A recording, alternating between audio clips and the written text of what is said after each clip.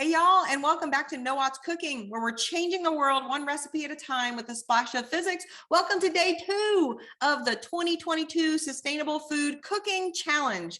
Today we're doing overnight oats, and cooking may be a bit of a stretch for this one. It's really just about assembling some ingredients the night before and then having them on the ready to grab and go on your way out the door. I think about them as a bit of a gift to my future self, right? Because I make them the night before and then I have this wholesome, delicious, protein-rich breakfast that can just be thrown into my bag as I head out the door. Okay, so there's kind of 4 parts to putting together overnight oats. The oats, first of all, and then the liquid, and then some kind of toppings, and then some flavoring. So let's take that one step at a time. Let's start for just a moment and talk about the importance of oats. Oats are a whole grain. They're also gluten-free. And so over and over again, we hear that we're supposed to eat more and more whole grains, but it's hard to know how to do that. Oats are a great way to start your day.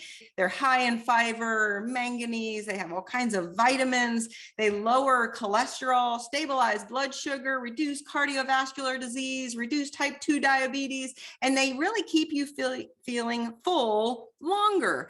Let's start with these, the oat groats. This is actually how the oat is grown and harvested, but it takes a really long time to cook. And so in order to speed up the cooking process, the oatmeal manufacturers steam those groats and roll them into different shapes. Here's an example of thick rolled oats, and you can see they literally look like oat groats just kind of smushed. We can roll them in even thinner into regular rolled oats, or what we call old-fashioned oats, or we can steam them longer and roll them thinner and cut them up in little pieces into quick oats and even thinner into instant oats. And so as we move from oat groats into instant oats, we add more processing energy and typically degrade the nutrients also. For this recipe of overnight oats, we need to choose an oat that's already been cooked or steamed. So anything from thick rolled oats down the line will work. I'm going to use regular rolled oats or old-fashioned oats. I wanted to add that these are steel cut oats. They are really delicious, and we'll do an episode later about how to cook these in the Instant Pot. But since these are just really oat groats cut into small pieces, they also cannot be used for overnight oats because they haven't been cooked yet. All right, now that we understand the different oats, let's just go ahead and put it together. I'm going to use a wide mouth pint jar, which is my favorite container in the kitchen. I literally use this container for so many things. You'll see this over and over again. I love it because it's wide mouth, so it's easy to scoop out. I'm going to use old-fashioned or regular oats, and I actually go packaging free with my oats. So there's a lot of places you can go where you can actually scoop oats out of, like, you know, these different bins. And so I just bring my oat container back.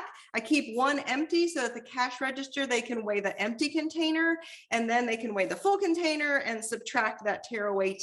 And so this is a great way to have oats without any packaging, but also if you just buy oats, that is completely fine also. So to each of these, I'm going to add a half of a cup of oats. Perfect.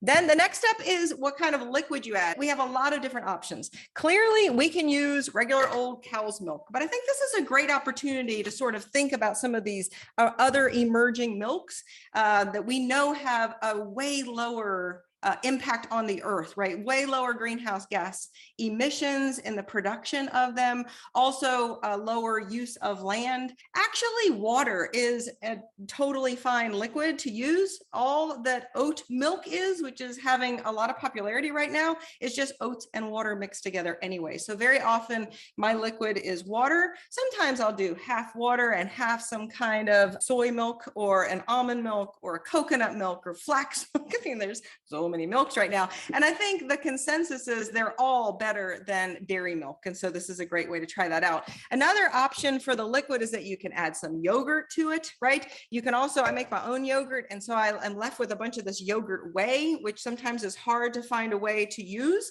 And throwing it out is just kind of food waste. So I love putting yogurt whey into there. It gives you a little bit of that yogurt tang, which is lovely. Applesauce is another really good option to add in. For today, I'm just going to do this soy milk in.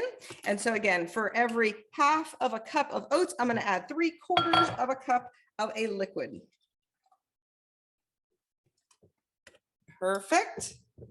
The next step are the toppings, infinitely adjustable for what you are in the mood for. In general, I aim for some kind of a seed or a nut, and then some kind of a fruit. And so today I'm going to go with pumpkin seeds. Pumpkin seeds have dramatically less greenhouse gas emissions than something like almonds. Although I eat almonds as well. Again, never about perfection, but mixing in some of these other options is great.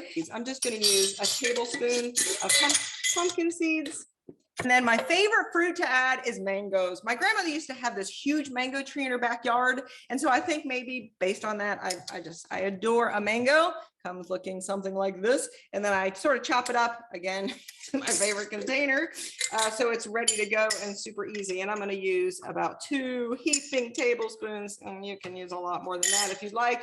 Another great option would be blueberries, or you can go with dried fruit like apricots. I have some craisins here, some raisins, bananas are really great in there. So again, every day you can kind of shape this differently. The next thing is the flavors that we're going to add. So I like them with a little bit of sweetness. So I put about a teaspoon of brown sugar in there. Sort of a packed teaspoon of brown sugar. Honey also works well. You can add like sweetened coconut is kind of fun too. And then I'm going to add some cinnamon. I use a lot of cinnamon, so I buy it in bulk and just keep refilling this container. Something like that. So I'm done. That's as complicated as this thing gets, right? So then before I put it in the refrigerator for the night, I'm just going to, while everything is nice and liquid, I'm going to just give this a good shaking, right? To combine the sugar and the cinnamon and all those ingredients together, and I'm done. And I just pop this in the refrigerator and keep it there overnight. And then again, in the morning, when I'm ready to run out the door, I have it in this form, and you can see that it's gotten kind of thick. I love putting some of these Huggies on there. I made these felt Huggies, which makes it great because often in my lunchbox, I have several of these containers at the same time, one with a salad, one with oats, and this way they don't sort of clank together. Also, instead of maybe a felt liner, they also sell these really cute little silicone sleeves that sort of serve the same purpose. So that's all there is to it. If you like to eat it cold, that's completely fine. That's what I usually do, especially in the summertime. I don't really want anything hot in the morning. It's kind of like a smoothie, but a smoothie that you eat. But if you like it warmed, it's fine. Just remove the lid, put it in the microwave for about 1 minute, give it a good stirring. And I found about another 30 seconds is all you need. So that's super easy. Overnight oats, infinitely adjustable, also super inexpensive and adaptable to what fruits might be in season, what you might find at the farmer's market or whatever. I hope you enjoy them. I'll see you tomorrow. Thanks.